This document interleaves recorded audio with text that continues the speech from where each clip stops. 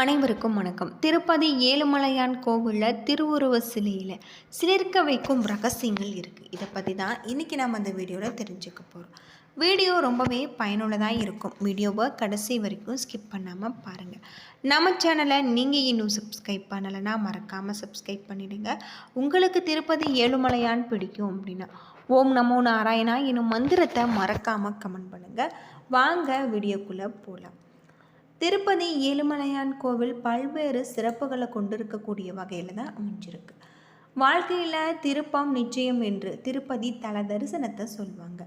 கலியுகத்தின் கண்கண்ட தெய்வமான திருமாலின் அற்புதமான ஒரு திருத்தலம். இந்த தலத்துக்கு அருள்பாலிப்பது கூட ஒரு உன்னதமான நிகழ்வு. திருப்பதி ஏழுமலையான் கோவில் வெங்கடேஸ்வரா கோவில் நாட்டில் உள்ள மிக பழமையான புகழ்பெற்ற ஆன்மீக யாத்திரை தலமாக இருக்குது.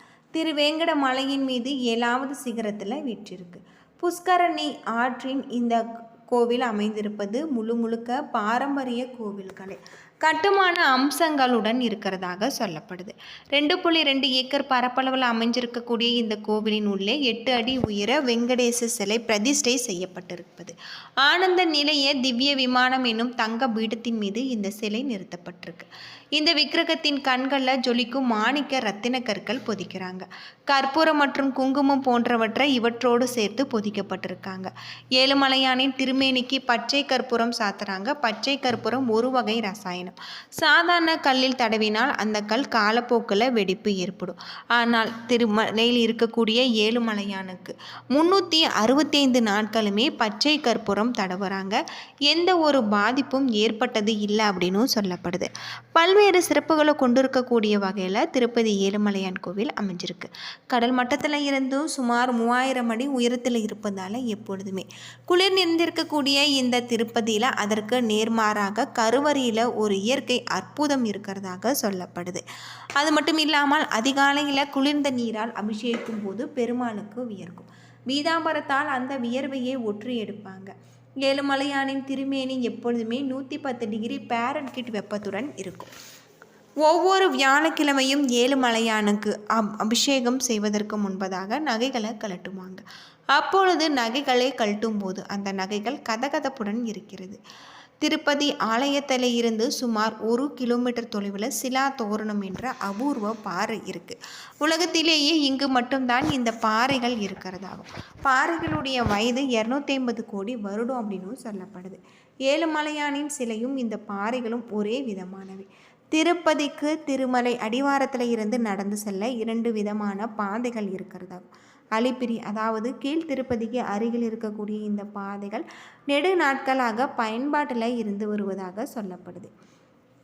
பல்வேறு சிறப்புகளை கொண்டிருக்கக்கூடிய வகையில் இருப்பதால் திருப்பதிக்கு 20 கிலோமீட்டர் தொலைவில் சீனிவாசா மங்காபுரத்துக்கு அருகில் கோவில் இருக்குது. பழங்காலத்தில் பெருமளவில் பயன்பாட்டில் இருந்து சமீப வருடங்களில் இந்த கோவில் திருப்பதி தேவஸ்தானத்தால் சீரமைக்கப்பட்டிருக்கு. இந்த வழியை ஆந்திராவை சேர்ந்தவர்கள் கீழ் திருப்பதிக்கு அருகில் உள்ள ஊர்களில் அதிகம் பயன்படுத்துவதாக சொல்லப்படுது. ஐதீக ஆசிரமங்களின்படி வராக சுவாமியை வணங்கிவிட்டு அதன் பின்னர் ஸ்ரீ வெங்கடேஸ்வரரை தரிசிக்க வேண்டும் என நெறிமுறையை கடைபிடிக்கப்பட்டு வருவதாக குறிப்பிடத்தக்க ஒன்றாக இருக்குது அப்படின்னே சொல்லலாம். கிருஷ்ண அவதாரத்தை முடித்து பெருமாள் வைகுண்டத்தில் தங்கியிருக்காரு. பூலோகத்தில் கலியுகம் தொடங்கி அநியாயங்கள் பெருகியது. மீண்டும் இறைவன் பூமியில் அவதாரம் செய்ய வேண்டி காசியப்பர் முனிவர் தலைமையில் முனிவர்கள் யாகம் நடத்தியிருக்காங்க. யாகத்தை காண வந்த நாரதர் யாகத்தின் பலனை யாருக்கு தரப்போகிறீர்கள் என்று முனிவர்களிடம் கேட்டிருக்காங்க. பலனை சாந்தமான மூர்த்திக்கே தருவதென்று முடிவு செஞ்சுருக்காங்க. மும்மூர்த்திகளில் சாந்தமானவரை தேடி பிருகு முனிவர் வைகுண்டம் சென்றிருக்கார்.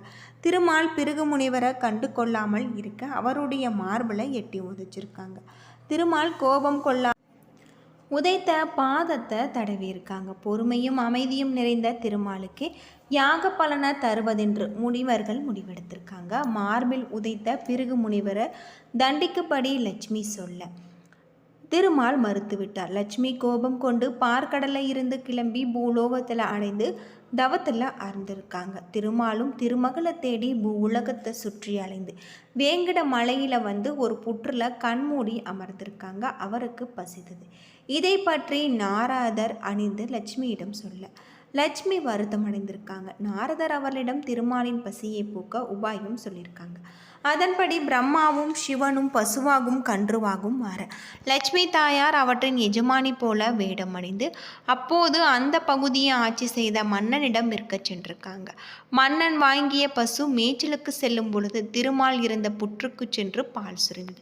பசுவை மேய்த்த இடையன் பசுவின் பின்னால் சென்று புற்றில் பால் சுரிவதை கண்டான். கோடாரியால் பசுவை அடிக்க முயன்றான். கோடாரி தவறி புற்றுக்குள் இருந்த பெருமாளின் தலையில் பட்டு ரத்தம் சிந்தியது. தன்னுடைய காயம் தீர மூலிகை தேடி சென்ற பெருமாள் ஆசிரமம் ஒன்றை கண்டார். அது வராகமூர்த்தியின் ஆசிரமம். அங்கிருந்து வகுலாதேவி தன் பிள்ளையான திருமாலின் முகத்தை கண்டவுடன் பாசத்தில் மூழ்கியிருக்காங்க. திருமாலும் அன்புடன் வகுலாதேவியை அம்மா என அழைத்திருக்காங்க. வகுலாதேவி தன்னுடைய பிள்ளைக்கு சீனிவாசன் என பெயரிட்டிருக்காங்க. தன்னுடைய பிள்ளைகள் காயம் தீர மருந்திட்டு பசி போக்கிட கனிகளை தந்திருக்காங்க. இந்த நிலையில் சந்திரகிரி என்ற பகுதியை ஆகாசராஜன் என்பவன் வாழ்ந்து வந்தான். பிள்ளை வரமின்றி தன்னுடைய குலகுரு முனிவர்களின் ஆலோசனையின்படி புத்திர காமேஷ்ட யோகம் செய்ய நல்ல நேரம் குதிச்சிருக்காங்க.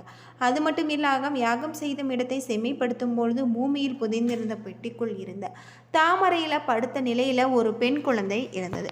தாமரைக்கு பத்மம் என பெயருண்டு. எனவே குழந்தைக்கு பத்மாவதி என பெயரிட்டிருக்காங்க.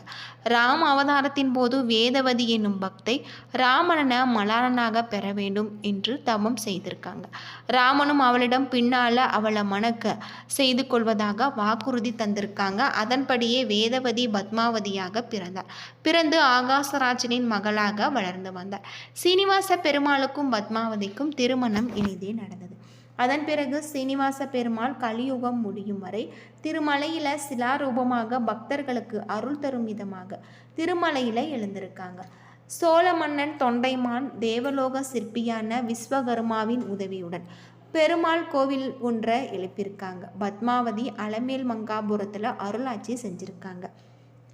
சீனிவாச பெருமான் தினமும் திருச்சானூர் வந்து தங்கிவிட்டு காலையில் திருமலைக்கு திரும்பி விடுவதாக ஐதீகம். இங்கு 7 மலைகள் இருப்பதால் திருப்பதிக்கு 7 மலை என பெயர் வந்ததாக சொல்லப்படுது.